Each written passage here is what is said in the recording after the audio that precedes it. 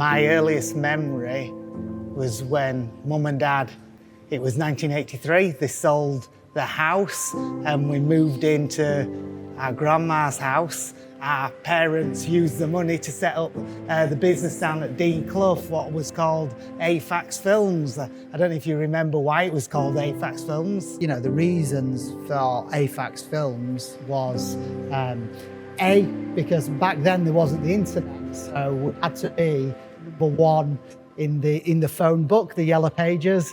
Fax, because we're from Halifax, and films, because we actually produce plastic films.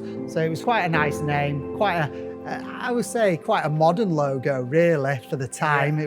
It was quite well crafted. So yeah, I do remember.